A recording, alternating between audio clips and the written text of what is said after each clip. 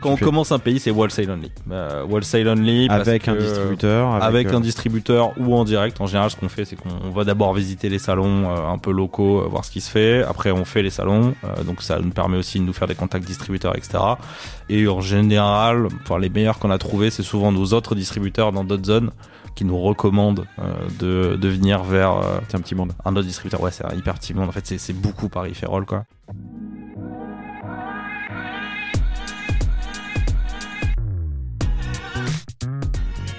Bonjour, bienvenue dans Le Panier, le premier podcast e-commerce.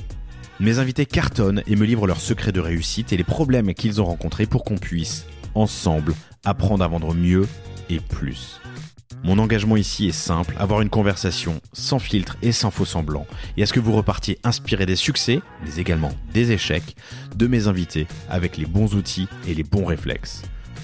Je suis Laurent Kretz, cofondateur de Cosa Vostra, agence digitale qui fait des sites incroyables et des strates de communication et d'acquisition sur mesure. On travaille pour des grands groupes comme pour des startups, en France comme à l'international, que ce soit pour lancer un site, refondre un e-commerce, développer un SaaS sur mesure, poser une strate de contenu ou repenser un business model. Contactez-moi sur lepanier@cosavostra.com ou LinkedIn et je me ferai un plaisir de vous répondre. Bonne écoute!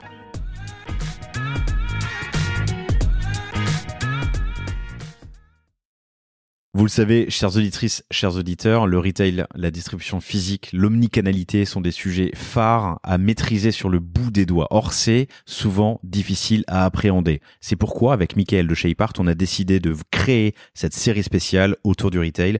Ouais, ça va être des épisodes qui vont vous permettre d'appréhender le milieu du retail, un milieu que je connais bien puisque ça fait 15 ans que j'ai eu des rôles de distributeur, de marque, de revendeur.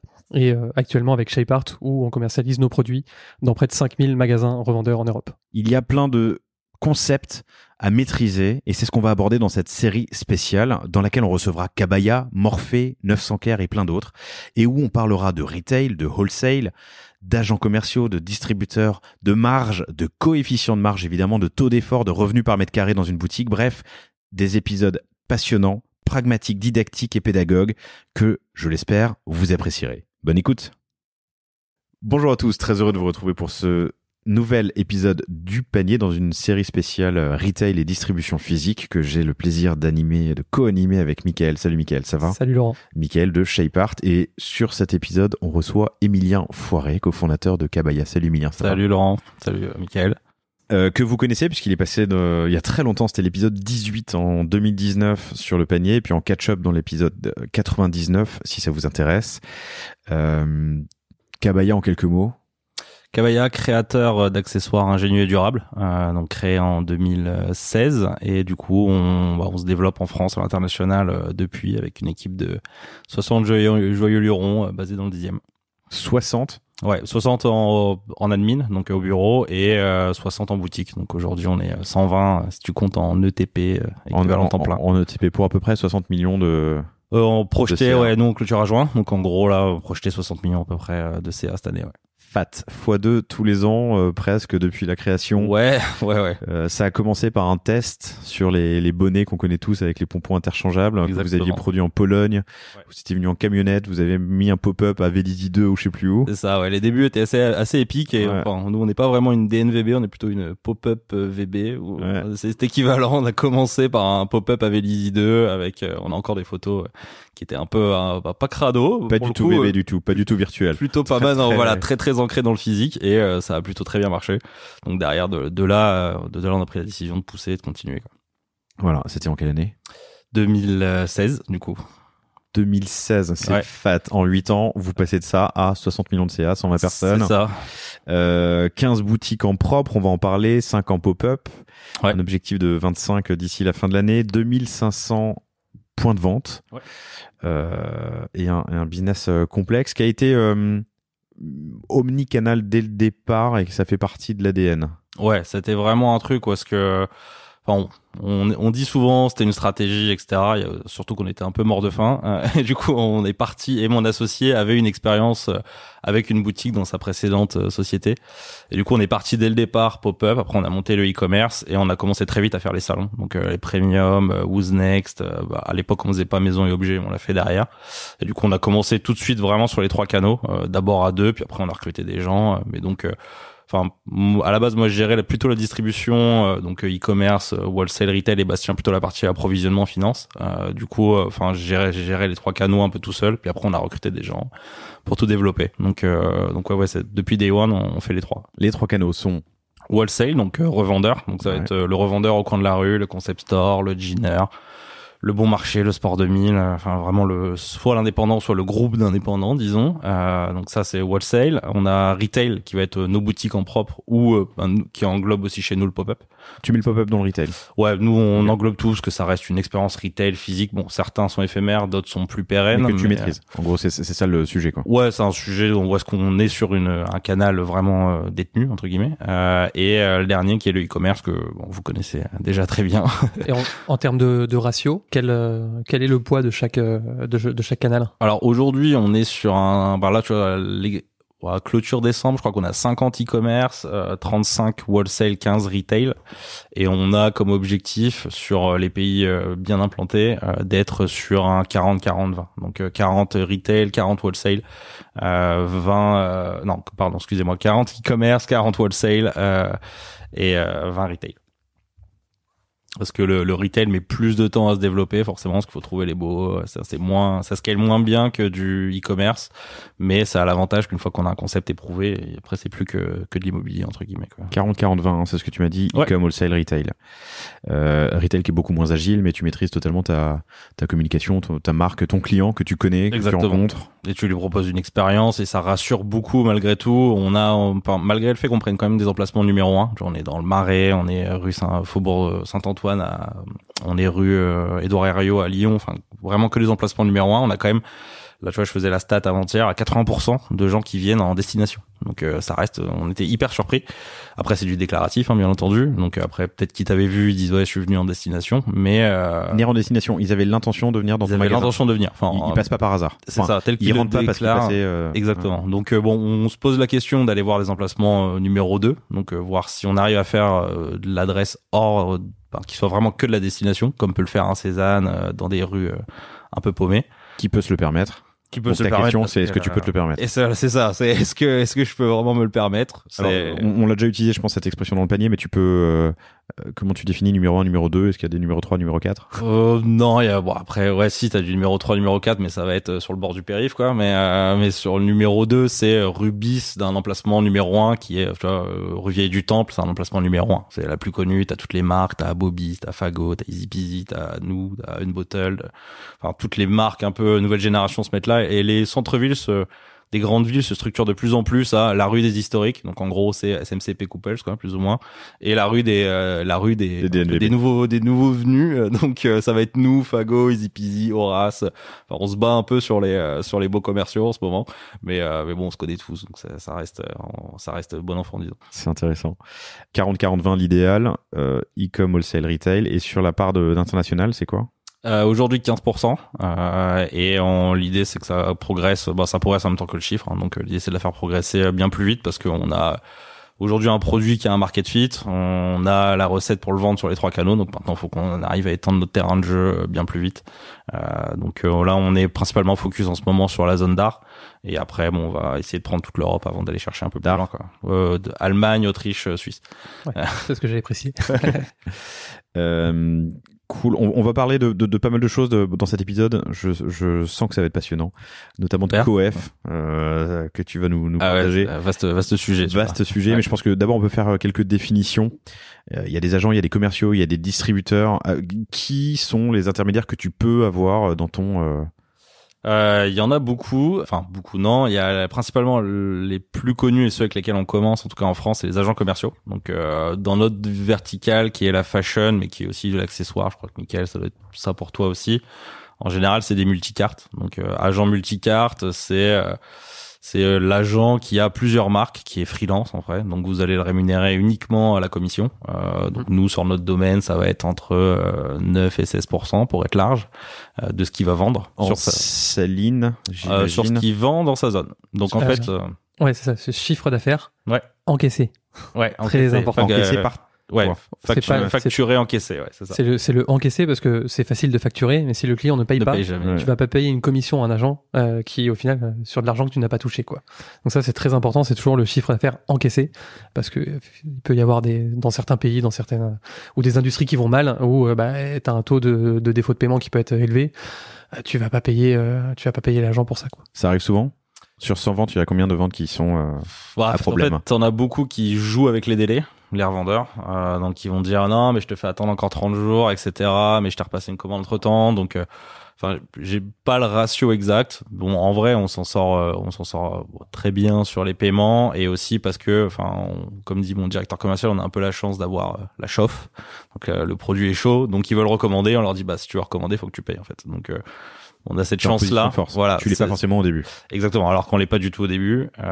Donc bon, après c'est des discussions avec les agents commerciaux tous les mois. On dit voilà, la liste des gens qui ont pas payé. Si tu veux ta commission, il faut que tu les relances aussi, etc., etc.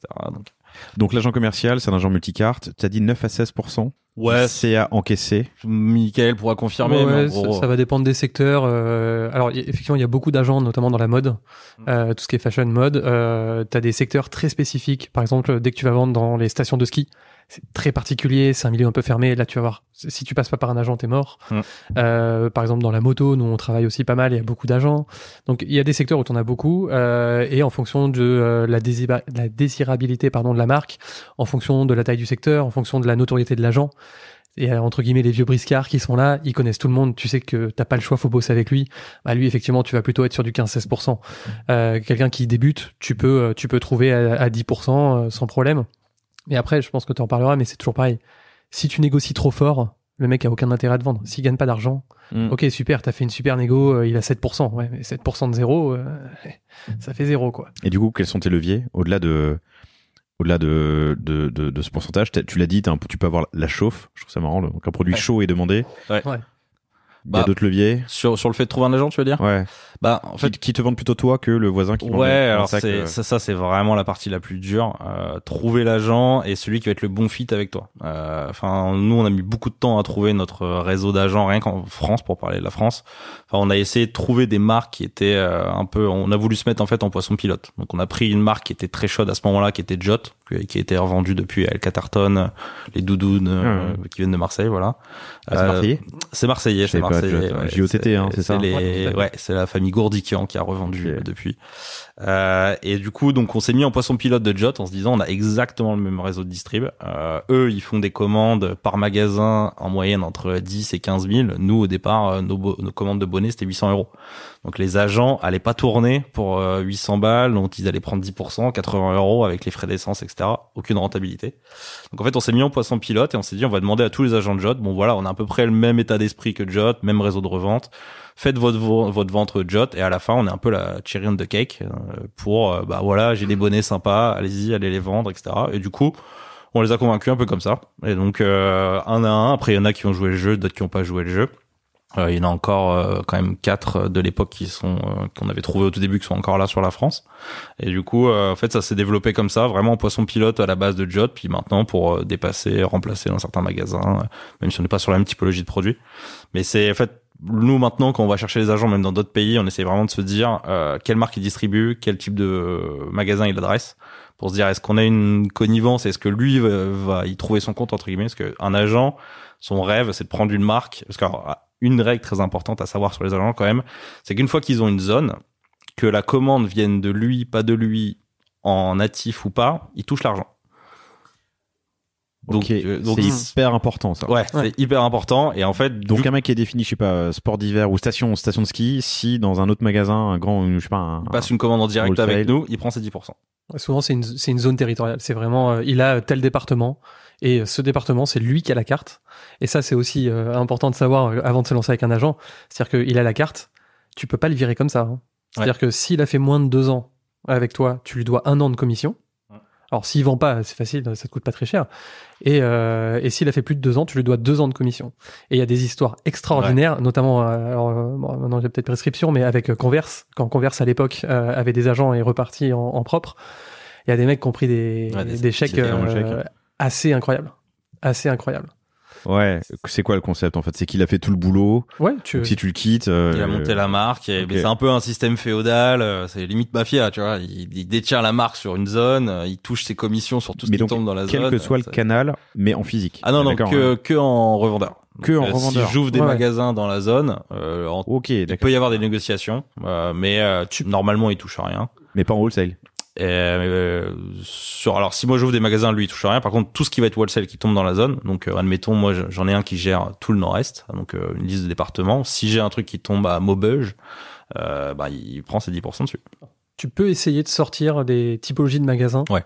quand c'est très spécifique. C'est-à-dire que typiquement vous avez les agents, ils ont j'imagine tous les indépendants. Mhm. Par contre, si tu vas ouvrir, je sais pas moi, les galeries, Ouais, c'est un propre. c'est à part. Ouais, d'accord, c'est ça ma question. Tu peux quand même segmenter et il faut essayer. Par contre, faire des contrats en mode non, mais alors nous on va faire un truc un peu spécial. Non, c'est un statut d'agent, c'est protégé. Ouais. Alors à juste titre aussi, parce que quand l'agent fait tout le boulot et que derrière tu le vires T'as comme des un gros qui malpropre, les dégagent. bah non, en fait c'est lui qui a monté la marque, donc c'est normal qu'il récupère quelque chose sur le travail qu'il a fait, parce que c'est toujours plus dur de commencer, c'est amorcer la pompe qui est difficile. Mais ouais, les agents, c'est là-dessus il faut faire attention, et la complémentarité de la marque, comme tu disais, d'être poisson pilote, c'est intéressant. Il faut faire gaffe avec certaines marques. Si par exemple dans le portefeuille de l'agent t'as des très grosses marques très saisonnières, ça peut être un désavantage, parce que moi j'ai eu le cas. Danny, il va rien foutre. Moi j'ai eu le cas avec un agent. Bah non, moi de janvier à mars. C'est toutes mes précollections, je fais mes préventes pour telle marque, c'est tellement gros que je ne fais que ça. Et donc pendant 3 mois, il touche pas à ta marque, il te vendra pas parce que sa marque number one, qui pèse 70% de son portefeuille, c'est son gagne-pain. Donc c'est là où il faut toujours trouver le fit. Ouais, faut vraiment que ça s'insère dans son travail, surtout au début, s'insère dans son travail quotidien, que ça lui prenne pas trop de temps, que ce soit pas trop compliqué, et qu'il ait tout intérêt à te faire essayer avec des conditions commerciales sympas à ses magasins, quoi. Tu vois, ça revient à ce qu'on disait avec l'épisode avec 900 Care d'Emeric.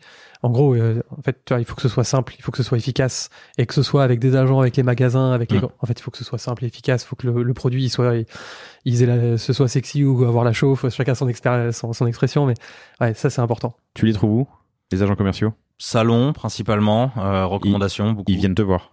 Ils viennent te voir ou tu vois sur les stands. En fait, typiquement nous les agents ont des salons, ont des stands, pardon. Non, en fait, typiquement, alors dans notre verticale, donc si tu prends la fashion, t'as le Who's Next et le Maison et Objets qui sont 2 gros salons. En fait, souvent les agents sont sur le stand des marques avec qui ils bossent. Donc typiquement, nous on avait un gros stand cette année au Maison et Objets. On avait 4 agents qui étaient là et qui accueillaient les clients de leur région ou qui en prenaient des nouveaux. Du coup, tu y vas et en général, tu te présentes, t'expliques ce que tu fais. Si t'es pas concurrent direct avec la marque, bon, ça passe mieux forcément. Et surtout, ils te prendront pas sinon.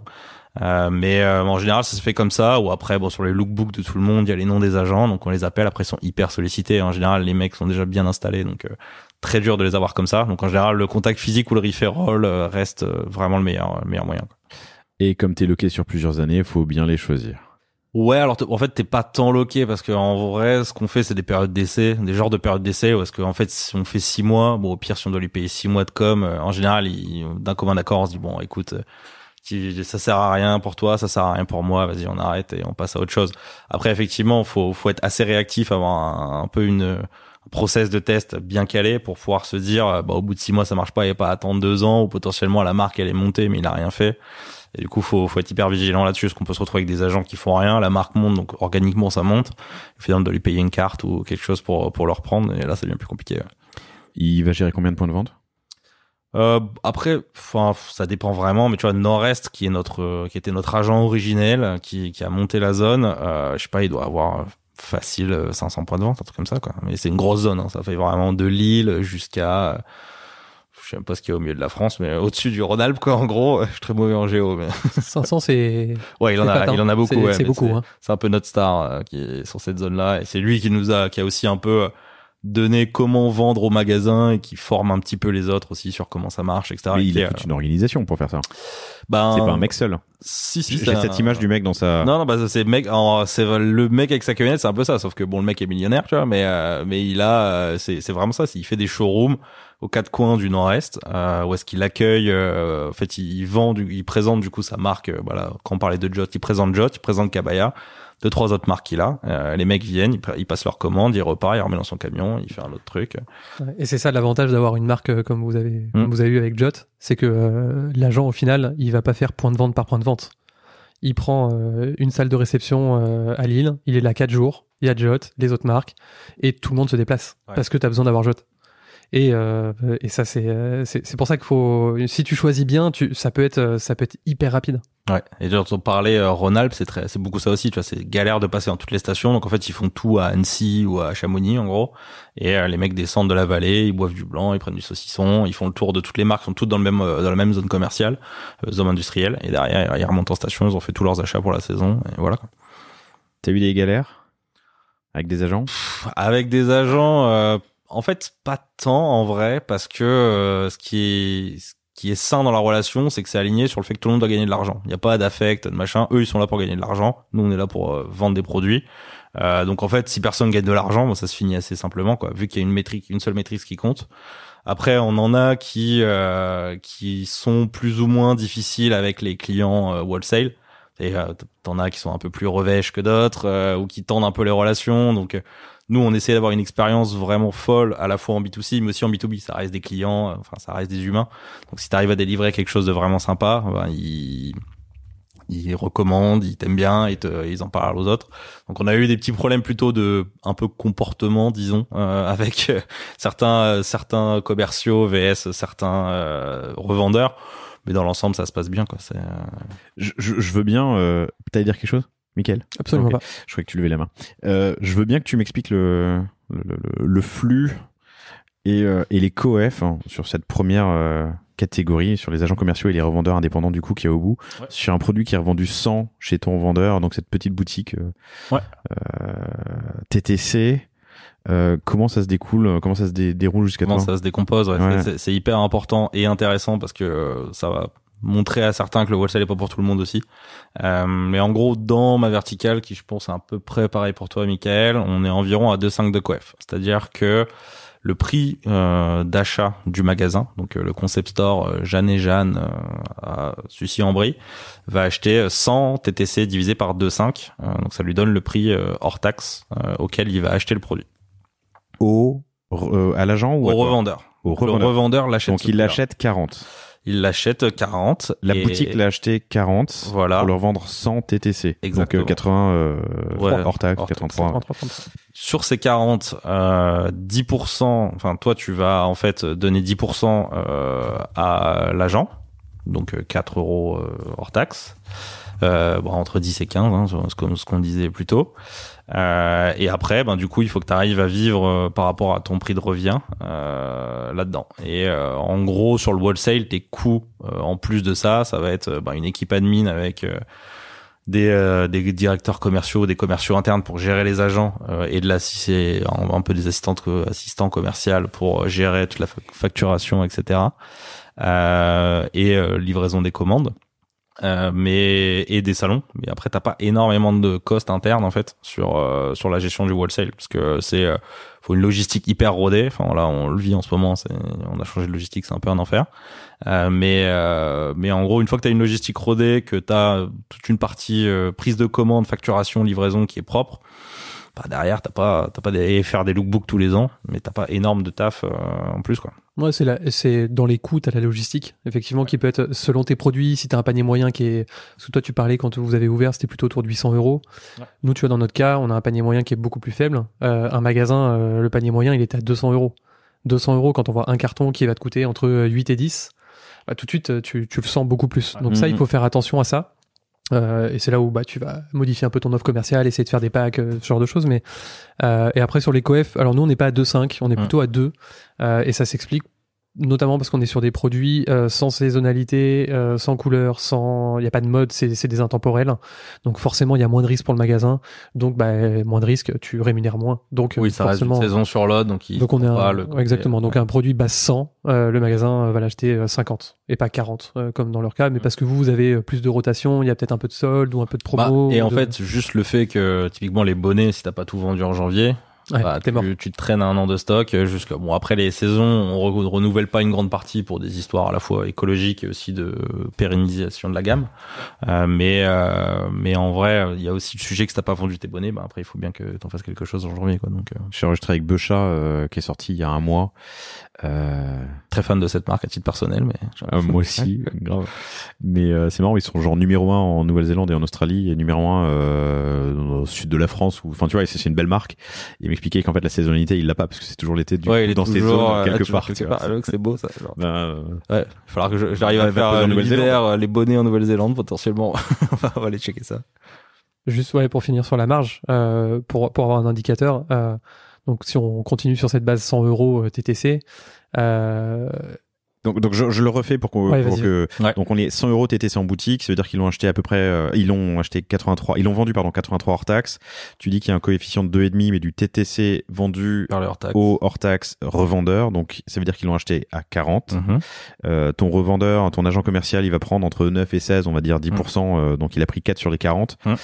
Il te reste 36 pour payer ta log, ton marketing, tes catalogues, tes sales, produit, enfin voilà. Le produit il te coûte combien? Il doit te coûter combien?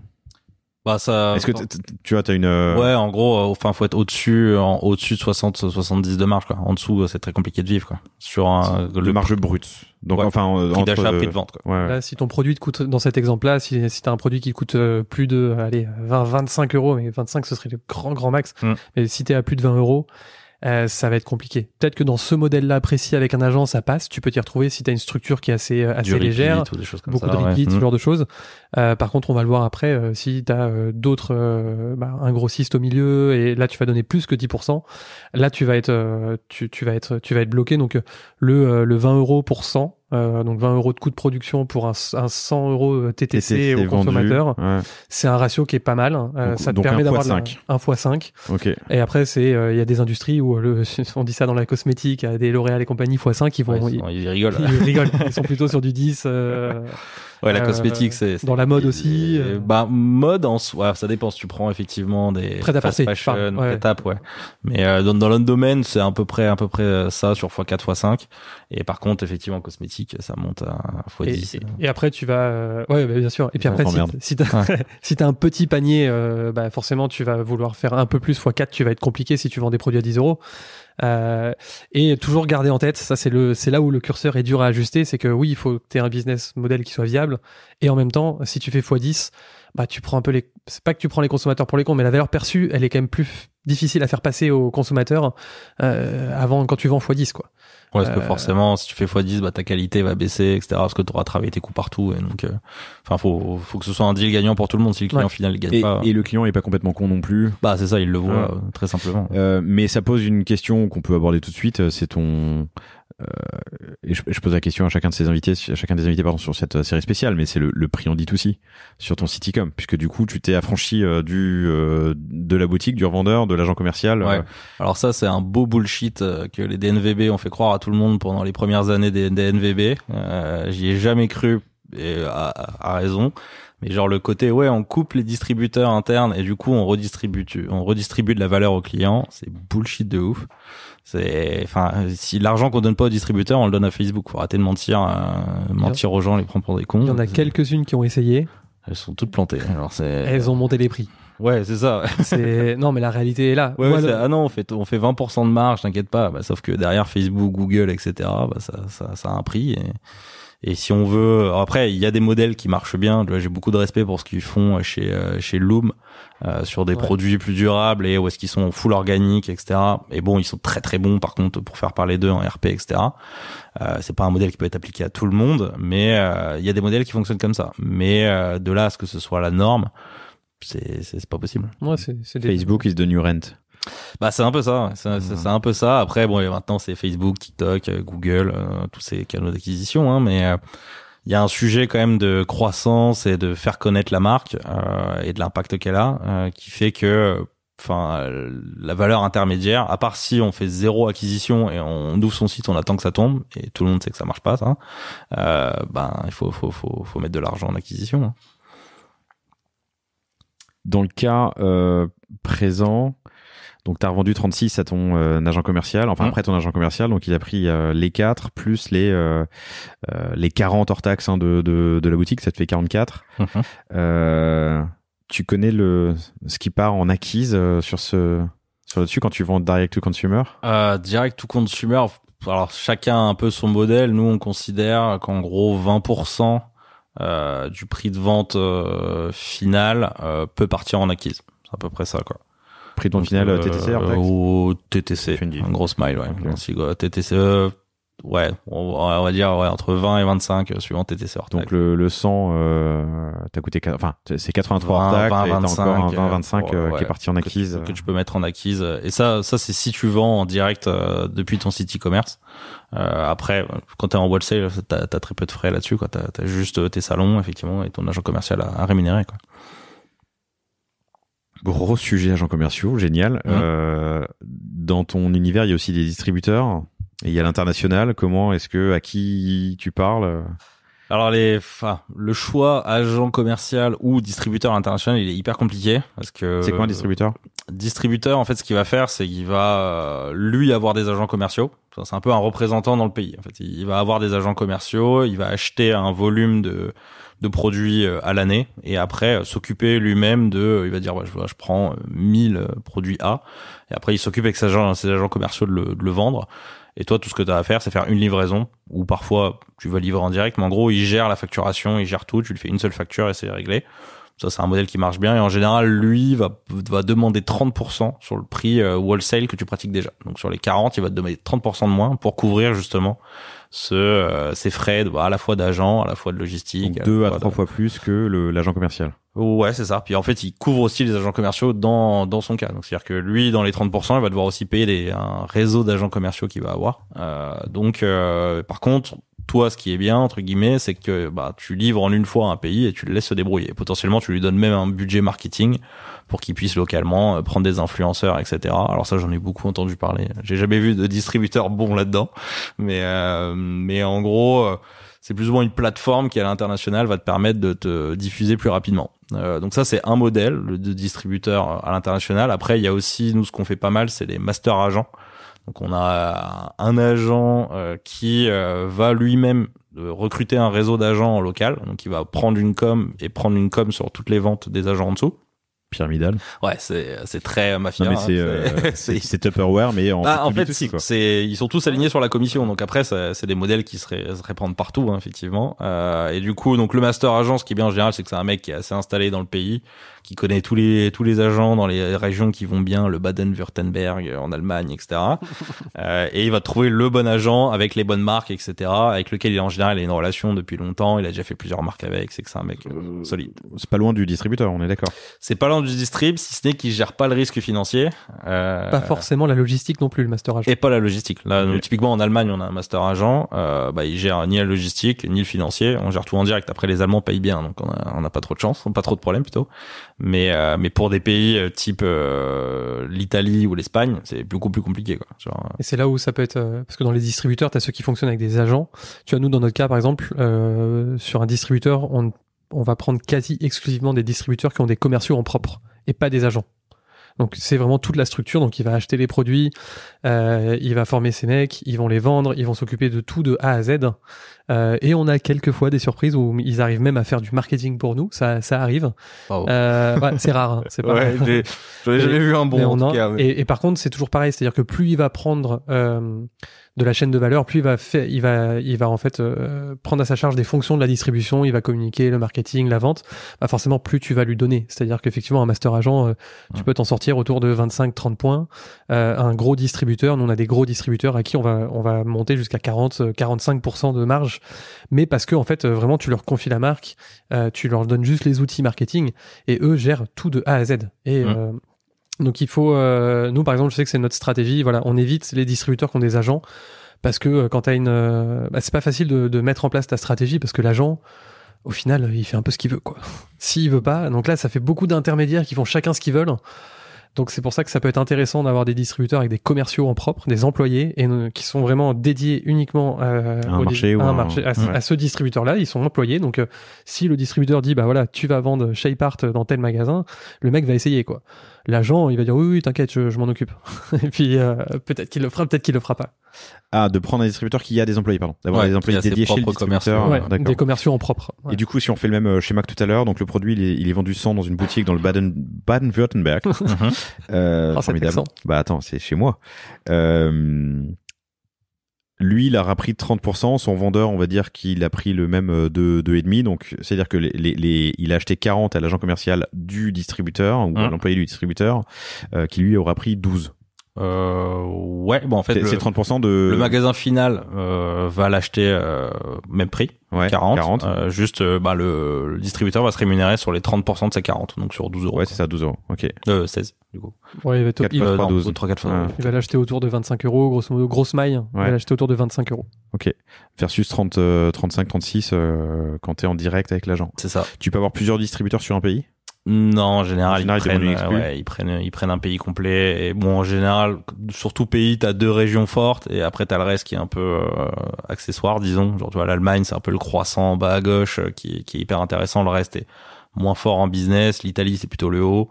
Voilà, t'as toujours en Espagne, c'est plutôt la Catalogne. Tu touches la Suisse, quoi. Ouais, voilà. À partir du moment où tu te rapproches de la France et de la Suisse, t'es pas trop mal. Donc bon, en général, il faut qu'il soit bien implanté dans ces grosses zones et qu'après il y a toujours des gens pour gérer les zones un peu plus annexes, quoi. La multidistribution, pardon, il faut faire attention parce qu'en fait, c'est comme avec un agent, c'est comme si tu dis voilà, je vais travailler avec ce distributeur-là, si tu lui mets un autre distributeur en face, le mec il va se dire attends, moi je vais bosser, je vais présenter la marque, je vais la promouvoir, et je suis pas sûr de récupérer les commandes. Si ça se trouve c'est mon concurrent qui a rien fait qui va les récupérer. Ils vont commencer à se battre sur le prix. Ah, attends, mais moi pour 3 sacs cabaya, je t'en ai un 4e offert. Donc il faut faire attention à ça. Ça existe dans pas mal de secteurs. C'est certainement plus facile quand t'es Nike que quand t'es ou Jot que quand t'es une DNVB en croissance, quoi.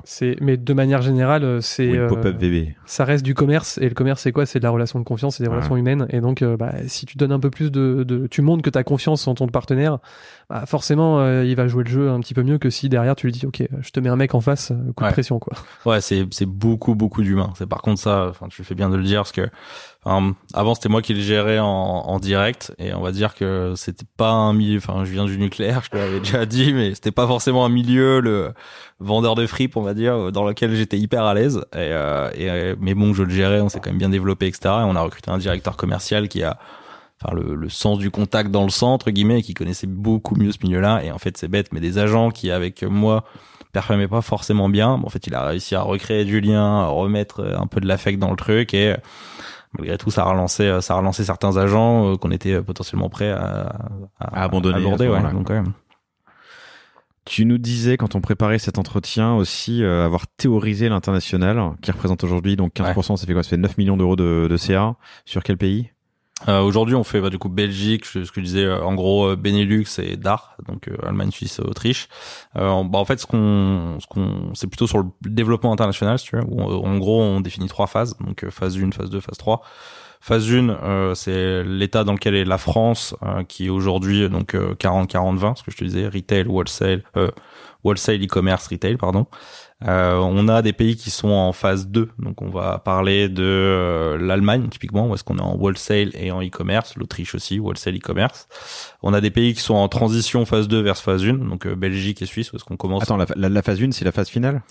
Phase 1, c'est la phase finale, ouais. Oui, ok, je l'aurais pris dans l'autre sens. Ouais, ça pourrait effectivement. Mais en fait, quand tu commences un pays, qu'est-ce que quand tu fais? Quand on commence un pays, donc ça va être phase 3, et en fait on redescend du coup effectivement. Donc commence un pays, c'est wholesale only. Wholesale only avec un distributeur, avec un distributeur ou en direct. En général, ce qu'on fait, c'est qu'on va d'abord visiter les salons un peu locaux, voir ce qui se fait. Après, on fait les salons, donc ça nous permet aussi de nous faire des contacts distributeurs, etc. Et en général, les meilleurs qu'on a trouvés, c'est souvent nos autres distributeurs dans d'autres zones qui nous recommandent de venir vers c'est un petit monde, un autre distributeur. Ouais, c'est un hyper petit monde. En fait, c'est beaucoup pariphérol, quoi. Et donc on fait le salon, on commence à prendre des premiers points de vente, etc. Une fois qu'on est vers 200 points de vente, on commence à vraiment pousser le e-commerce. Donc on fait de l'acquise, de l'influence. Ton KPI, c'est 200 points de vente. Ouais, on essaye c'est un peu un turning point. En fait, on ouvre toujours en wholesale. Pourquoi je serais pas de dire. C'est plus que on s'est dit que ça commençait à faire une bonne représentation géographique dans le pays. Et surtout, en fait, on commence le wholesale en étant hyper cool sur les conditions. C'est-à-dire qu'on va prendre ce qu'on va appeler des top sellers dans le pays. Donc, on va prendre les 3-4 gros department stores ou les magasins un peu trendsetter qui ont l'image, parce qu'en fait, c'est un milieu où tout le monde se suit beaucoup. Donc, on va prendre ceux-là, on va leur dire, bon, on fait des conditions hyper sympas, on vous met la cam à condition, si ça marche pas, on le reprend. On prend on vous fait pas payer si vous vendez pas, entre guillemets. On va chez eux, on voit comment ça sort. S'il y a des bons taux de sortie, en général, ils sont contents, ils recommandent. Là, on les fait passer en achat ferme, donc là où ils nous payent la cam avant qu'elle parte.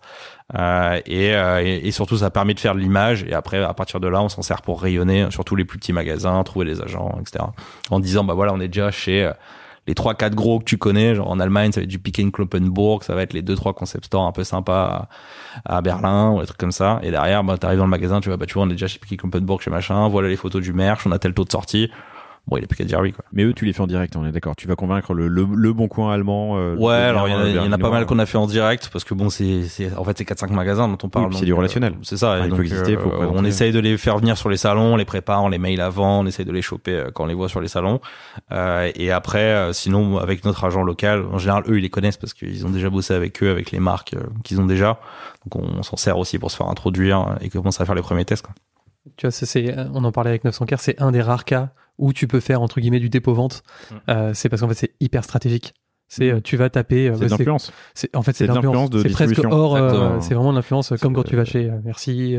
Alors à l'époque, bon Colette marché, aussi, Bon Marché, Drugstore. En fait, si t'es là-bas, ça attire les autres. Exactement. Ouais. Et c'est un tampon de légitimité. Et puis c'est aussi un tampon de crédibilité aussi en termes de gestion. C'est-à-dire que si tu bosses avec eux, comme quand tu bosses avec un grand compte, bon ok, c'est-à-dire que tu sais gérer cette logistique, tu sais gérer cette manière de travailler. Ils ont des SOP logistiques hyper chiants, faut que ce soit livré dans des cartons de 20 par des cahier des charges. Je sais même pas le dire. C'est un cahier des charges logistique, mais je sais même pas c'est quoi l'acronyme de quoi.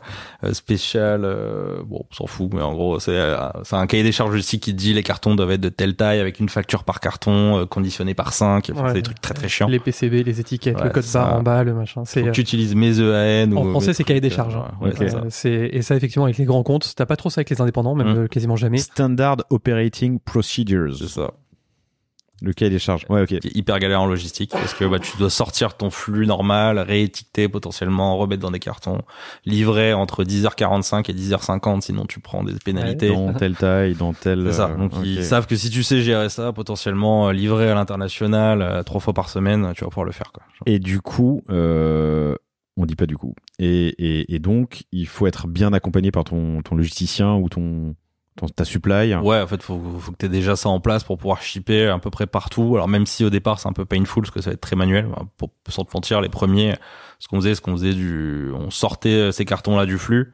Et après, c'est Romain, donc mon directeur commercial et moi qui y allons et on remettait en carton, on réétiquetait, on disait allez ça part, c'est parti, on fait le premier test au Japon, tu vois. C'était ces trucs-là, donc c'est à la fois hyper exaltant, mais après, enfin tu fais d'abord très très manuel et puis après on essaie de trouver des procédures qui marchent, quoi. Donc phase 3. Non, c'était dans l'inverse. Non, si phase 3 wholesale. Phase 3, wholesale only. Donc des beaux magasins, pignon sur rue, qui sont des leaders, des opinion leaders de la qui nous permettent de commencer à attraper des petits en achat ferme jusqu'à 200 en gros. 200 points de vente. Tu ouvres le e-com du pays. Donc e-com dédié ou e-com anglais en gros, où est-ce qu'on va commencer à faire de l'acquisition, aller chercher de l'influence, faire des partenariats, enfin toute la machine marketing qu'on connaît sur le e-commerce. Donc dans le pays avec soit des partenaires locaux, soit avec des country managers qu'on va prendre en interne. Donc ça phase 2, on développe comme ça. En général, t'as le cercle vertueux qui commence à se mettre en place. Donc ton acquise profite à ton wholesale, qui profite à ton e-commerce, etc. Et du coup phase 3, là c'est un moment où est-ce qu'on est arrivé à peu près un équilibre entre wholesale et e-commerce sur le chiffre d'affaires. Et là on commence à développer du retail. Donc avec un objectif, tu dis 20%. Ouais, dans 40-20, c'est ça. Et le retail, c'est ton propre. En propre, ouais. Là, tu vois, on fait le pro. Là, on est en train de passer phase 1, du coup, genre sur la Belgique, où est-ce qu'on ouvre notre première boutique à Bruxelles, et la prochaine, a priori, à Anvers ou Gand. Donc, ça va se faire. Pour vendre des bonnets, c'est pas. Vendre des bonnets, des sacs. On est déjà. Carton jaune. Je Ah putain, je viens de comprendre. Merci. J'étais pas sûr. Je me suis dit soit c'était vraiment nul. Non, elle était pas mal. Elle était pas mal. Cool. Agents commerciaux, distributeurs, master agents, stratégie phase 3, 2, 1 pour l'internationalisation, ton mix distrib. Parlons retail. Non, pardon. Michael, t'allais dire quelque chose? Ouais, non, retail, très bien. Ouais. Non, après, on peut aussi évoquer comment tu gères tous ces gens-là en même temps. Mais Oui, ton organisation interne. Mais donc, parlons retail et puis ensuite, tu nous raconteras comment est structurée ta boîte de 60 personnes. 60 admins, au siège. 60 boutiques, ouais. Donc retail, vous avez à date une quinzaine de boutiques en propre, bientôt 3 de plus en Belgique, 5 pop-up. Comment ça s'inscrit dans tout ça? Ou est-ce que donc on en a parlé tout à l'heure, zone 1, comment t'appelles ça, les emplacements numéro 1. Raconte-moi ta première boutique et puis t'as du coup 16e. Ouais. T'as appris entre les deux. Alors, c'était pas une boutique, mais du coup les premières c'était les pop-up. Ouais. Donc en fait, la partie immobilier commercial, c'est plutôt mon associé Bastien qui fait vraiment ça. Il est devenu vraiment expert là-dedans. Il connaît le prix au mètre carré de telle rue, où est-ce qu'il faut aller, etc. Et du coup en fait, il a commencé à faire ça avec les centres commerciaux. Donc d'abord à négocier les emplacements des pop-up. Donc est-ce qu'à Vélizy 2, à Val d'Europe, est-ce que c'est le bon emplacement, combien ça coûte, combien on négocie, donc avec des Unibail, les Clépierre, des choses comme ça. Donc ça a commencé comme ça et arrivé en fait, on n'a jamais voulu faire de boutique au début parce qu'on n'avait pas l'assortiment produit. On en parlait juste avant avec Michael. En fait, on avait un assortiment produit qui nous permettait de fonctionner 3 mois dans l'année, donc en gros le bonnet quoi, et un peu de chaussettes, mais on pouvait pas vivre avec de la chaussette sur le reste de l'année. Donc en fait, au moment où est-ce qu'on a lancé le sac a commencé à se pérenniser, à prendre une bonne partie du chiffre, on s'est dit bon, là ça y est, on commence à avoir l'assortiment et la roadmap pour pouvoir ouvrir des boutiques, proposer de la nouveauté, du renouvellement. Donc on a ouvert sortie Covid, donc c'était mai 2021. Mai 2021, on a donc attrapé notre premier bail, on s'est dit bon allez, flagship, on réfléchit pas, il nous faut du numéro 1, Rue Vieille du Temple. Mais on a pris Rue Vieille du Temple juste à côté de toutes les autres marques. Ça faisait combien de temps que t'attendais? J'imagine que les emplacements Rue Vieille du Temple se libèrent pas comme ça du jour au lendemain, et qu'ensuite t'as des enchères, non? Ouais, en fait, c'est un peu un système d'enchères perpétuelles. C'est de la mafia. Ils sont toujours libres en soi. Ça dépend combien tu payes. C'est-à-dire que, en fait, il y en a qui te diront, ils viennent de s'installer, vont jamais y vendre, tu vois. Mais en fait, tu payes sur ces emplacements numéro 1, t'as encore le principe de droit au bail et de loyer. Et en fait, si tu leur fais ils ont acheté leur droit au bail, admettons 100 000, et que tu leur fais une offre à 600 000, la différence elle va dans leur poche, tu vois. Donc il y en a, ils disent bon écoute, je ferme là, je rouvrirai 2 rues plus loin, c'est pas grave, tant pis quoi. Moi j'ai pris mon bénéf et je suis tranquille. Donc en fait, tout le monde est potentiellement toujours ouvert à la vente de son droit au bail et à changer d'enseigne. Donc le jour où tu veux y aller, dans l'absolu, c'est possible, c'est juste un coup. En fait, tu peux faire des coups, c'est-à-dire qu'il y en a qui sont quand même vendeurs ou un coup c'est accent circonflexe, c'est un coût financier. Tu peux dire je décide d'ouvrir, ça me coûte un peu d'argent, mais a priori je pourrais trouver. C'est ça, tu peux toujours trouver. Après, faut réussir à saisir l'opportunité. Et c'est un peu une expertise qu'on a développée en interne de savoir le coût au mètre carré, taux d'effort, etc. pour vraiment bien négocier. Mais en vrai, tu peux toujours tout acheter. Si tu veux vraiment ouvrir une boutique, ça va te coûter cher, mais tu peux. Mais après, c'est toujours se mettre à l'équilibre entre qui est à la vente, qui est à l'achat, dans quelles conditions ils sont. Est-ce qu'il est dans un état d'esprit où il est juste là pour prendre du cash, ou il doit se barrer vite parce que sa boîte est en dépôt ou je ne sais quoi, ou le groupe a décidé de fermer 40 points de vente, donc il faut qu'il sorte de toute façon. Enfin, il y a tout un contexte à avoir autour de ça qui fait que, nous, on est potentiellement en recherche sur toutes les villes on va dire le top 20 en France, mais on attend que les opportunités se décantent une à une. Lyon, c'était hyper long, tu vois, on a ouvert que novembre. Bon, maintenant c'est devenu notre numéro 1 presque, mais ça a pris plein de temps avant de trouver un accord sur une offre, quelqu'un qui était prêt à vendre dans la bonne rue qu'on voulait, etc. Hyper galère quoi. Donc t'as des ratios KPI CA par mètre carré en fonction de tes emplacements que tu alors toi-même. Je vais pas pouvoir vraiment dire 2, le 3. CA par mètre carré, mais il y a une donnée qui est intéressante à avoir, c'est le taux d'effort. En gros, taux d'effort, ça va être ton loyer divisé par ton chiffre d'affaires. Donc en gros, un taux d'effort dans notre verticale, ça c'est bien aux alentours de 9%, plus ou moins. Dans les commerces de bouche, c'est plutôt aux alentours de 6 et ça va monter plutôt à 15 sur certaines verticales quoi. Mais en gros, tu m'as dit bien égal 9%? Ouais, dans notre verticale, c'est à peu près 9. 9, t'es plutôt bien. Et donc c'est loyer divisé par? Loyer divisé par le chiffre d'affaires. Ok. Voilà, ça te donne à peu près ce que tu envisages de faire. Donc après, tu vas négocier ton droit au bail, tes loyers, et te faire un peu une projection. Et tu vois, on discutait avec une marque que tu as eu ici, je ne pourrais citer récemment, qui voulait prendre une boutique. Il nous a envoyé le dossier à Bastien et moi, on l'a regardé, il a fait non mais tu sais que là tu dois faire 2 millions par an si tu veux rentabiliser ton truc. Il fait ah ouais. du coup il y est pas allé parce qu'il y a l'agent qui était en train d'essayer de l'ouvrir en deux. Mais ouais, en fait c'est hyper dur la première parce que c'est un domaine tellement complexe avec les droits au bail, les loyers, quelle était la boutique avant, quel est le report sur les travaux, ces choses-là, que trouver le bon deal, c'est... Tu te fais accompagner ? Non, pour le coup, enfin, ce que je te disais, c'est Bastien qui, à force, s'est formé sur le sujet, et du coup est devenu hyper chaud là-dessus. Mais non, on l'a fait vraiment petit à petit. Ok. Et puis, on a pris 9%. Donc, si tu fais, si le loyer te coûte 100, tu dois faire 1 million de CA. ouais, c'est ça. En gros. Grosse maille, c'est ça. Ouais. Ok. Après, on essaie de faire mieux, tu vois, on prend des gros droits au bail et des loyers faibles, excuse-moi, je suis loin du micro. Alors, vous ne le voyez pas, chers auditeurs, mais Emilien bouge beaucoup. Et moi, je lui fais des signes, rapproche-toi du micro. C'est ça. Non, mais du coup, nous, on essaye d'améliorer en se disant, on prend un droit au bail un peu plus élevé, des loyers un peu plus faibles pour essayer de se dire, il y a une fiscalité qui est différente pour la personne qui est en face?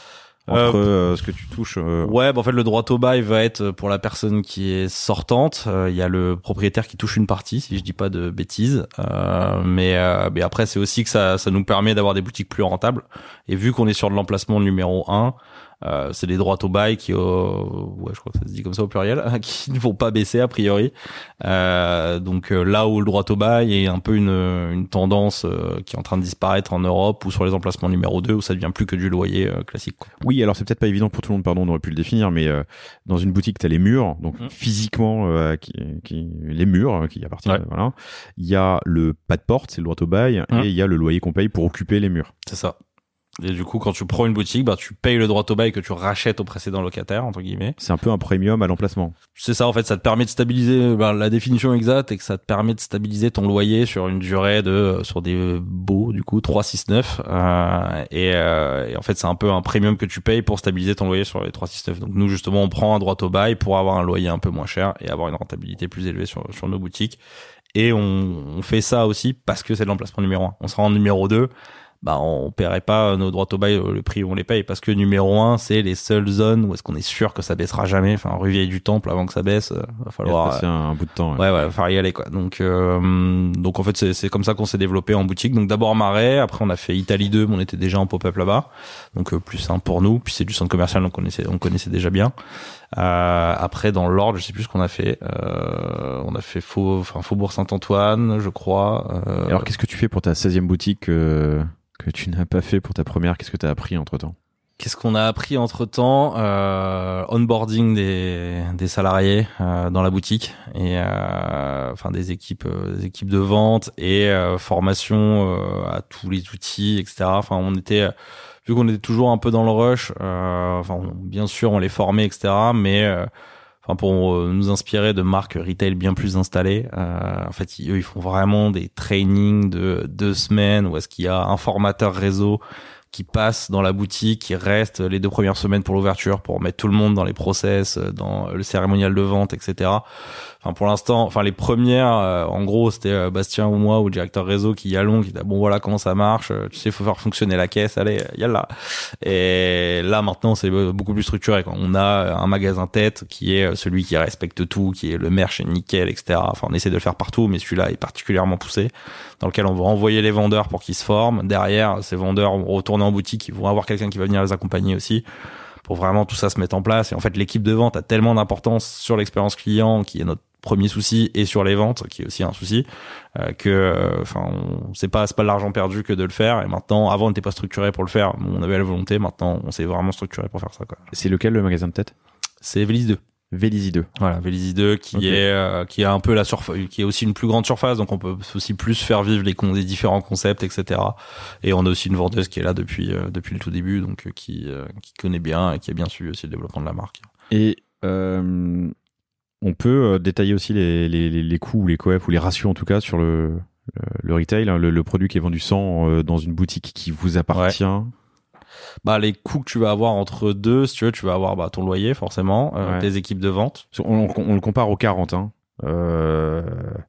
que ton produit il sort, on va dire il sort à 40 pour aller chez un distributeur, un agent ou dans ton réseau de distributeurs, les 43 de coûts ou pas d'ailleurs, ou de marge entre ça et les 83 hors taxe. Ouais.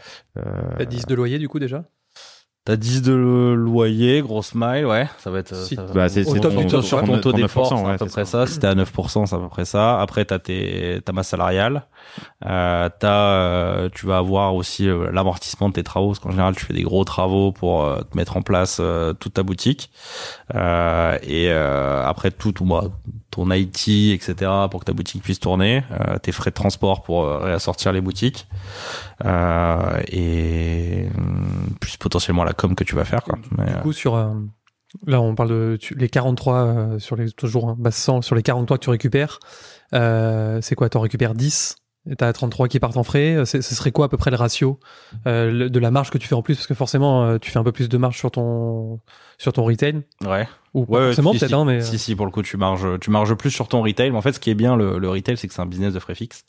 Donc en fait, une fois que t'as passé cette limite de frais fixes, le reste c'est de la marge en fait. Mais par contre, t'as quand même une limite à atteindre, et en fait, faut définir un peu ton point mort retail et essayer d'être le plus loin possible de ça, forcément. Par contre, tu peux mettre 2-3 selon le prix du pas de port, tu peux mettre 2 ou 3 ou 4 ans avant de rentabiliser. C'est ça. Après, bon, en général, on essaye d'être rentable au bout de max 1 an, tu vois. Et là, ça s'est plutôt vérifié sur nos boutiques qu'on a pris. Mais en fait, c'est vrai. Et t'as toujours un peu un ramp up des boutiques, tu vois, ou sur 1 an, où est-ce que tu vas faire souvent des plus gros chiffres au bout de la première année, parce que la boutique, les gens commencent à savoir qu'elle est là, ils viennent plus régulièrement, etc., quoi.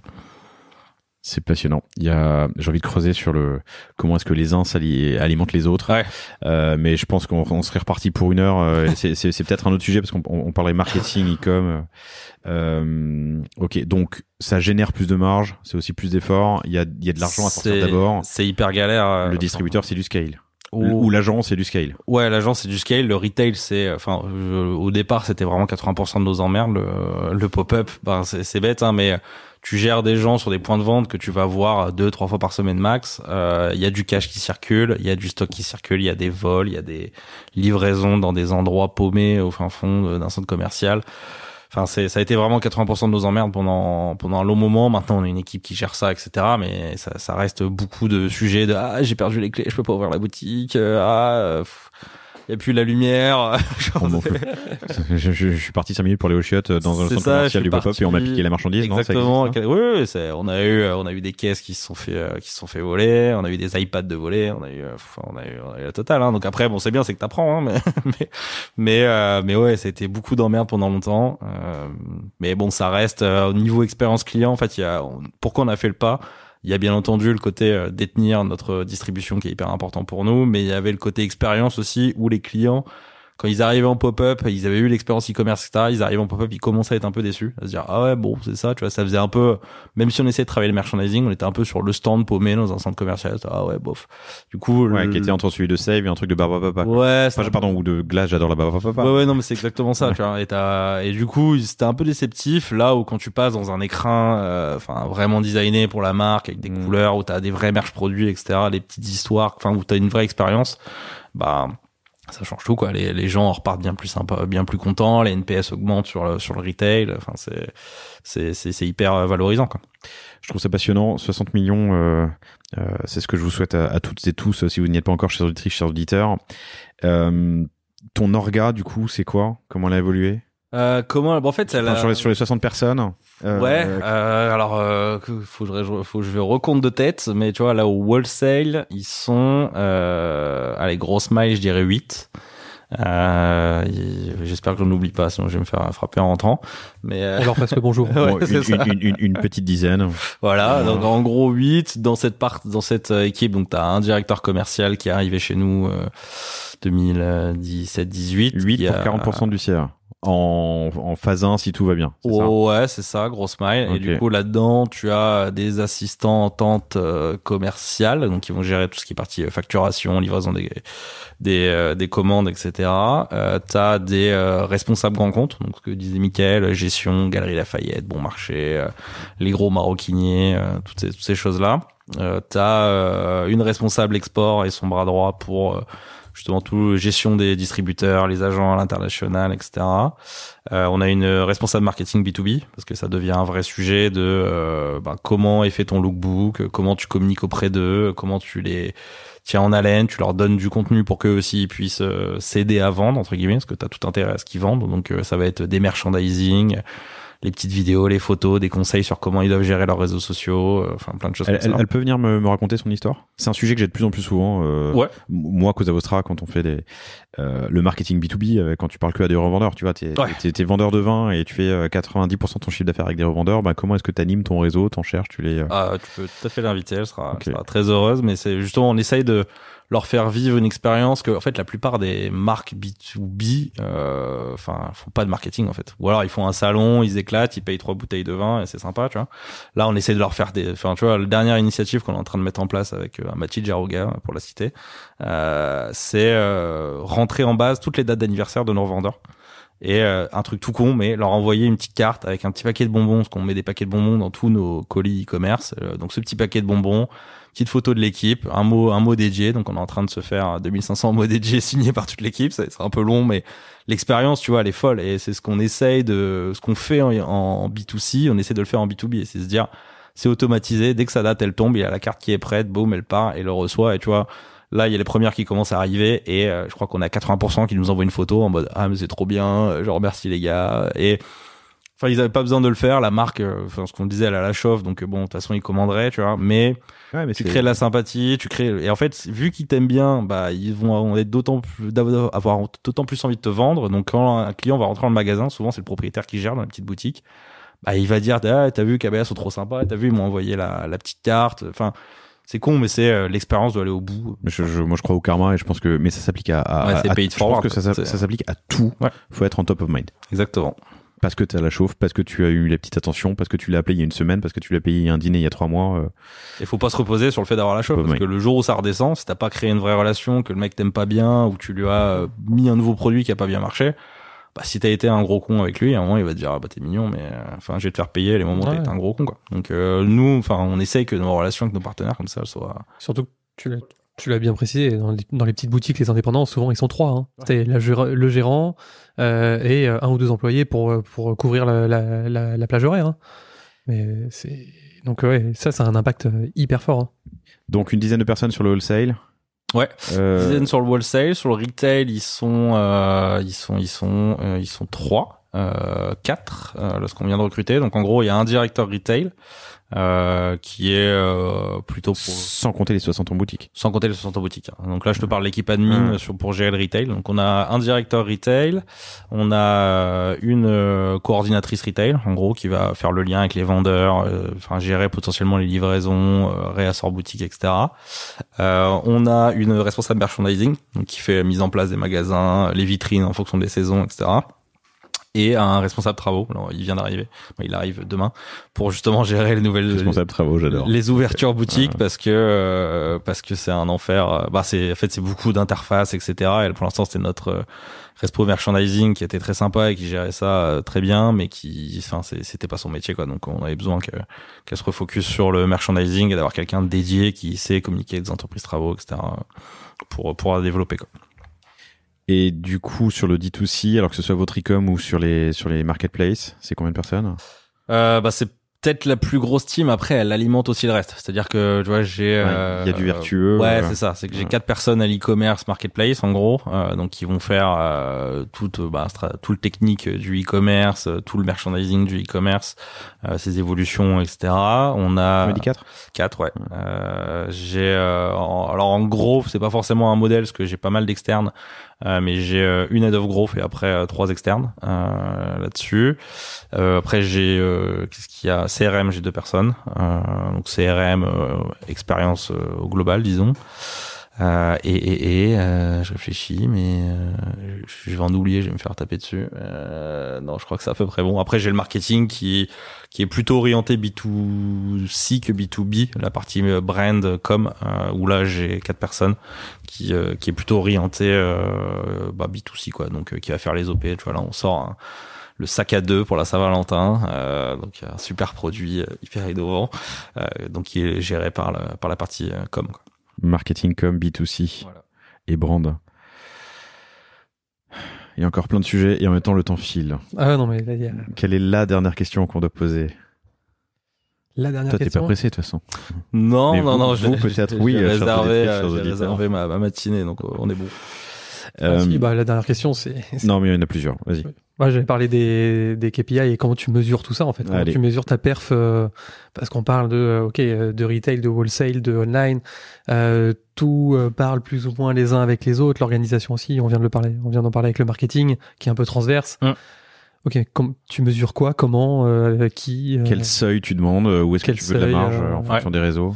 Alors on va commencer par le plus compliqué en termes de mesure, disons, ça va être le e-commerce. Donc on pourrait, pardon. C'est marrant de dire ça. Ouais, ouais, parce que en fait t'es tellement dépendant de l'acquisition et de plein de choses et de l'attribution au sens large que je dirais qu'en mesure c'est le plus compliqué, parce que on pourrait faire des modèles d'attribution hyper compliqués ou se survendre en se disant ouais, le digital profite au wholesale, au retail, mais c'est des visions qu'on peut vendre entre guillemets, mais en interne on a une vision très claire, c'est le e-commerce doit être au minimum rentable, à 0 plus, et on n'impacte pas nos coûts d'acquisition digitaux, Facebook, Google, etc. sur les autres canaux. On se dit en gros ça sert pour le e-commerce. Si le commerce il arrive pas à être rentable avec ça, c'est qu'on est mauvais en acquisition. Donc en fait on se donne cette règle là. Donc on essaye de faire en sorte de toujours mesurer notre COS. Alors j'ai même plus la définition d'un COS, mais c'est en gros tout ce qu'on dépense en acquisition divisé par le chiffre d'affaires plus ou moins. Du coup on essaie toujours de mesurer notre COS pour se dire bon là on est rentable, on sait qu'on l'est, et après ça profite forcément au wholesale et au retail. Ça sert à rien de se faire des modèles alambiqués. Si ton e-commerce il arrive pas à être rentable en standalone, en fait ça sert à rien de pousser plus loin. Mais tu lui demandes plus? Je lui demande plus de rentabilité à ton e-com. Enfin, tu dis si au moins t'arrives pas à être rentable, que tu vas chercher de la rentabilité. Ouais. Après là, tu vois, en ce moment, depuis 6 mois, on a changé nos stratégies, contenu, etc. Enfin, on va pas rentrer dans le détail, mais on a réussi à bien améliorer nos coûts d'acquisition. Donc on est beaucoup plus rentable en ce moment. On n'est pas à 0, on est bien au-delà sur l'acquisition parce qu'on a baissé nos coûts d'acquisition sur Facebook, sur Google, etc. Mais en gros, je sais que j'ai une limite où je dois être à 0 plus, et pour l'instant, j'allais toujours pousser cette limite pour être à 0 en me disant je pousse le max du max pour aller faire de la croissance. Pour aller faire de la croissance et développer la marque. Mais là, je suis limité par le stock parce qu'on commence à arriver sur des niveaux de stock où quand je surperforme de 30%, j'ai mon respo supply qui chouine parce qu'il dit en fait là t'as bouffé tout le stock du B2B dans 3 mois. Donc comment on fait? Donc c'est là on arrive dans des logiques où la prévision doit être assez bonne, limite à 6 mois, tu vois, d'ici sous 8 mois. Donc typiquement j'ai surperformé là sur Noël et sur janvier, mais il est en train de me dire calme-toi, tu vois. Du coup vu que je calme, je descends mon acquise, donc je remonte ma rentabilité forcément, et ainsi de suite, tu vois. Donc c'est en gros si tu veux, on essaye toujours e-commerce, donc toi t'as plus la limite max est à 0 plus, et un autre indicateur qu'on suit c'est consommation de stock. Donc ça c'est la supply qui va me dire où est-ce que t'en es ta consommation de stock, est-ce que les allocations de stock pour les différents canaux font encore sens sur 6, 8, 1 an, et en fonction des approvisions prévues aussi, est-ce que ça fonctionne. Donc ça on a Demand Planning qui fait ça. Et donc ça c'est e-commerce. Donc en gros les principales KPI e-commerce, c'est bête, mais ça va être chiffre d'affaires et COS. Si on devait résumer qu'à ça, et NPS. On va dire, faut que le NPS soit bon, faut qu'on soit rentable, et faut qu'on fasse les objectifs de chiffres. Ni plus ni moins dans les deux sens. En fait, c'est même presque plus une bonne nouvelle quand on fait plus, parce qu'on sait qu'on va bouffer le stock potentiellement du B2B.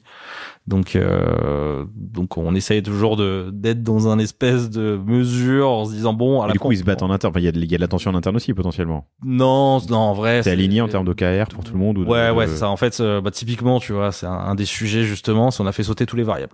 Parce que ça me saoulait. T'as mis plus d'1% de salaire, ou comment t'as géré ça? Ça a été un sujet. Ça a été un sujet, mais qu'on a, je trouve, pas trop mal géré. Donc on a pris après ce qu'avait chacun dans ses variables, etc. Mais en fait, on a fait sauter tous les variables parce que, en fait, tu te retrouves justement à avoir des discussions où je trouve que le variable revient au personnel plutôt qu'à l'idéal de boîte globale, tu vois. En fait, quand je l'ai expliqué aux équipes, j'aurais donné cet exemple, et tu prends le CRM. J'ai embauché une head of CRM très compétente. Le truc simple, c'est de lui dire, bon voilà, je vais te donner trois KPI, ça va être taux d'ouverture, taux de conversion, et je vais baser ton salaire là-dessus, donc une partie de ton salaire là-dessus. Sauf que je lui dis ça, si elle veut maximiser son salaire, elle va dire attends, je te mets des emojis, des réductions, des machins, c'est super, tu vois. Donc elle va penser pour sa petite personne et pour son objectif seul, mais elle va pas penser au global de la boîte. Ou si elle fait ça pendant 6 mois, potentiellement elle me détruit la marque, elle me détruit le revendeur, elle me détruit toute la relation qu'on a créée sur les 3 canaux.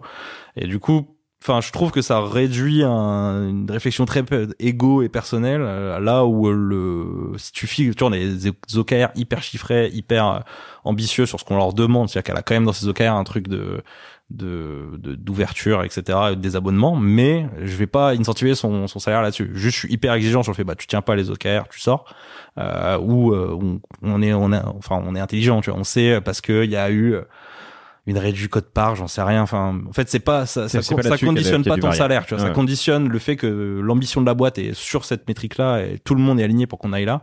Et je trouve que ça redonne du global. Donc, tu vois, ça, c'était un des moves qu'on a fait pour justement éviter ces guéguerres. Ça date de là, ça date d'il y a 2 mois. On l'a fait avec les entretiens annuels parce que, chacun est intelligent et on espère que chacun pense pour la boîte au long terme. Mais si t'as pas des faits accordés avec ces mots, en fait ça marche pas. Et les faits, c'est de dire en fait vous êtes tous intéressés sur la performance globale de la boîte et à long terme, plus que à votre petit variable qui va tomber parce que vous aurez fait 10% de plus sur l'e-commerce ou pas, quoi. Je fais une toute petite parenthèse, c'est peut-être un vanity metrics, mais je me posais la question, tu as une notion du sell-out global de Kabaya? Comment tu définis le sell-out? Ton 60 millions de CA, ça inclut ce que tu vends en wholesale et au retail, sur lequel il va y avoir quelle est la valeur totale des produits Kabaya sur un an vendus? J'ai jamais fait le calcul. C'est marrant parce que le retail, tu l'as, c'est ton CA. Ouais. Et en wholesale, le retail plus le e-com, en fait, c'est ton CA, il faudrait rajouter le wholesale. Je sais. En fait, c'est quoi? C'est 40% de ton CA fois 2,5. Ouais, en gros, c'est plus ou moins. T'es à 200 millions. Ouais, non, mais non, je sais pas, je sais même pas. Mais en vrai, juste pour rebondir là-dessus, mais en fait, c'est intéressant parce que c'est une réflexion qu'on s'est fait, tu vois, récemment. On se dit, au final, même au niveau saturation de marché, parce que pour faire le même chiffre, tu vas vendre en wholesale 2 fois plus que ce que tu vends en retail. Donc en soi, vaut mieux ouvrir du retail, tu vois. Tu vas moins saturer ton marché, tu gagnes plus de chiffres. Pourquoi ne pas faire ça, tu vois? Donc on est loin d'une saturation de marché, mais en vrai, c'est intéressant comme réflexion. Du coup, c'est à prendre en compte aussi dans ta stratégie d'ouverture retail, wholesale. C'est la réflexion de Nike. Ouais, c'est ça. Nike a opéré ce changement depuis quelques années maintenant, de switcher une grosse partie du wholesale vers du retail et vers du online.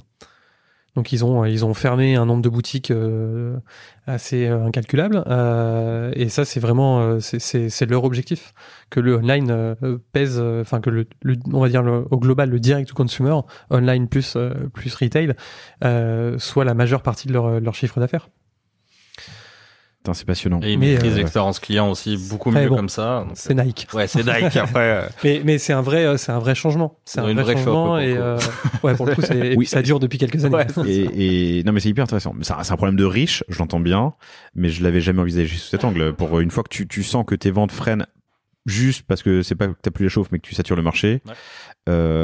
Switcher ton curseur de ton retail, là où il y a de la marge, quoi. En wholesale, ouais. Effectivement, t'as potentiellement plus de marge si t'as des magasins qui marchent bien. T'es obligé de moins de vendre de produits pour faire autant de chiffre d'affaires.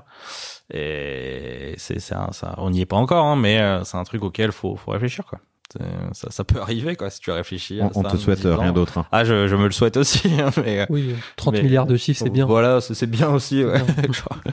mais non, c'est un sujet, ouais. Et du coup, je sais plus de quoi on parlait, mais on parlait des KPI, du suivi. Du coup, KPI e-commerce, on en a parlé. KPI wholesale, donc ça va être le chiffre par catégorie produit, par zone. Donc, qu'est-ce que fait sur chaque zone agent et chaque zone internationale, qu'est-ce qu'on fait. Et après, nous, on suit beaucoup. Alors, c'est peut-être que dans mon domaine, peut-être moins dans le tien, Michael, mais on a beaucoup ce concept de pré-saison. Et de réassort. Donc typiquement, tu vois, là, depuis 1er janvier, je suis en train de prendre les commandes auprès de mes revendeurs pour les livrer en juillet-août, en gros, quoi. Donc ça me permet, moi, d'anticiper mes productions aussi niveau usine et aussi de sécuriser du cash. Potentiellement, je dis, bon, voilà, j'ai déjà les factures, je sais ce qui va arriver. Donc ça rassure aussi mes financiers, hein, forcément. Et après, j'ai une deuxième partie qui est une fois qu'ils sont fait livrer cette pré-saison, ils peuvent faire du réassort. Mais tu vois, on commence à être de plus en plus dur parce que j'avais des magasins qui prenaient 100 en pré-saison et qui après, sur 4 mois, me prenaient 800 en réassort. Donc autant dire que le risque de production et le risque financier, c'est moi qui le portais. Et du coup, je me retrouvais à ne plus pouvoir servir le canal e-commerce ou le canal retail parce que j'avais mes revendeurs qui jouaient pas le jeu de faire une belle pré-saison et ensuite faire des petits réassorts. Donc maintenant, on a fixé des règles en mode t'as pas le droit de prendre plus de 50% de ta pré-saison en réassort sur les 4 mois qui suivent. Et donc c'est très dur à faire passer ça, mais en vrai c'est bénéfique pour tout le monde. C'est-à-dire ce qu'on leur explique aux revendeurs, sinon c'est nous qui prenons le risque. Ouais, partageons le et voilà, c'est partageons le risque. Et en plus vous avez une incentive à le faire parce que vous avez des conditions, des merchandising, etc. quand vous faites les pré-saisons. Et nous en fait c'est juste qu'un moment, si tout le monde fait ça, on pourra plus et vous allez être bloqué par le stock, vous avez plus de stock et puis voilà quoi. Donc quand tu fais ce genre de choses, c'est que tu commences à peser un peu dans le game. Ah, on le fait depuis le début, nous. Genre, la règle, la règle, on l'a pas fait. Mais t'as raison, c'est hyper important. Et pour répondre à ton point, les pré-saisons, c'est quelque chose qu'on observe dans tous les secteurs où t'as plusieurs collections par an en fait. Dans le sport, dans la mode, à partir du moment où t'as plusieurs collections, bah oui, tu fonctionnes en pré-saison parce que quel modèle va mieux marcher, quelle couleur, donc c'est mais c'est de plus en plus dur. Ouais. Ce qui est intéressant, c'est que ça entretient aussi potentiellement la chauffe. Ouais, c'est ça, c'est que tu crées du manque entre guillemets. Bah oui, c'est toujours un peu ça. Et si tu te permets de le faire, le distributeur se dit s'il se permet de le faire, c'est que ça marche. Et après c'est un peu la prophétie autolorisatrice quoi. Mais c'est en fait on sait, tu vois, j'en parle beaucoup, mais Jot, ils sont très mauvais en D2C. Ils étaient en tout cas jusqu'à ce qu'ils soient rachetés par El Caterton, très mauvais en D2C. Mais c'était des superstars du wholesale quoi. Genre sur les règles qu'ils mettaient, sur comment ils le géraient, les merchandising, les machins. Alors les revendeurs les détestaient. Ils ont eu la chance de toujours avoir la chauffe parce que les mecs en relation personnelle étaient horribles. Mais par contre, c'était cadré. Et en fait, le fait que ce soit hyper cadré, et c'est un peu la prophétie autorisatrice, c'est con, mais tu vois. Enfin, nous, on commence à mettre en place gentiment des trucs comme ça, parce que nous, on est trop des gentils en wholesale, quoi. Mais eux, dès le départ, ça fonctionne comme ça, quoi. Ouais, c'est ce que fait, on a cité Nike tout à l'heure. Nike, à une certaine époque, alors je sais pas s'ils le font encore, mais tu veux les maillots de l'équipe de France, ok, il faut acheter les ballons, les chaussettes, les chaussures, tu prends et si t'as pas le pack 80% pourri, voilà. Pour prendre les trucs. Exactement. Et puis les maillots, si t'en veux 50, non, c'est 200 ou rien. Converse faisait ça à l'époque, hein. Les anciens agents Converse, ouais. Ils étaient dans leur showroom, tu viens, tu veux du bleu, bah non, mais en fait j'ai du vert. Tu prends pas quoi. J'ai ça de la précédente saison que je dois écouler aussi, vas-y prends-le. Et c'est là où faudrait faire un use case dessus, une fois que t'as plus la chauffe. Tu vois, Converse, il y a eu des passages à vide, alors je sais pas où ils en sont aujourd'hui, mais ils sont moins la chauffe, mais ça remonte encore, mais ça reste un intemporel quand même. Des effets balanciers, quoi. Ouais. C'est pour ça que c'est très important de savoir où on se situe par rapport au marché, de pas se voir plus beau qu'on est, faut trouver faut être hyper clairvoyant sur ta position, justement éviter les vanity metrics en disant j'ai vendu pour 200 millions, tu vois, on s'en fout en soi. Est-ce que les magasins sont contents, est-ce que ça sort, est-ce que les clients finaux sont contents, on mesure le NPS partout. En fait, tant que ton client final il te met des NPS à 80, tu peux que avoir raison, quoi. Donc puis après, tu as aussi le fait que tu peux être seul à un moment donné, et puis ça se trouve, au bout d'un moment, tu as un mec qui vient, qui pousse et qui offre des conditions commerciales beaucoup plus flexibles et qui peut venir prendre un peu ta place parce que, en fait, le mec a une qualité de service de dingue, quoi. Exactement. Ça, nous, c'est quelque chose qu'on fait beaucoup. On valorise quasiment autant le service au magasin avec des flexibilités de paiement, de minimum de commandes et compagnie, parce qu'en fait, on sait qu'on n'est pas un magasin de vélo qui vend des vélos à 3000 €, le support téléphone à 30 balles. Bon, c'est pas sa priorité. Donc pour qui pense à nous, pour que on apporte de la qualité de service. Quoi. Moi je trouve que c'est une super conclusion. Voilà. Merci Emilien, c'était très cool. À vous deux. Merci à toi. Très cool, on pourrait discuter encore 4 heures je pense. Mais... une belle formation, j'espère que ça vous a plu, chers auditrices, chers auditeurs. Merci Mickaël. Avec plaisir. Petite parenthèse, mais on prépare, donc là c'est une série spéciale retail. Et tu es mon invité. Tu seras mon co-host sur une série spéciale télé. Mickaël va me donner des tips dans quelques semaines où on va creuser la pub télé qui fait partie des éléments de scale. Levier d'acquisition. Merci infiniment. Merci à tous les deux. Vous retrouverez Emilien sur LinkedIn, Emilien Foiret, F-O-I-R-E-T. Si vous avez d'autres questions et vous voulez continuer la conversation. Salut. Salut. Merci d'avoir écouté cet épisode du panier jusqu'au bout, j'espère qu'il vous a plu. Si c'est le cas, abonnez-vous pour ne rater aucun épisode, parlez-en autour de vous et surtout laissez-moi une note et un commentaire 5 étoiles sur Apple Podcast. N'hésitez pas non plus à le partager à chacun de vos amis dans le business. Chaque nouvel auditeur est une victoire. Si vous avez besoin de lancer ou refondre votre site internet, de créer un Shopify ou un WooCommerce, de performer avec une stratégie de contenu efficace, n'hésitez pas à me contacter à l'adresse lepanier@causa-vostra.com. On se fera un plaisir de vous répondre.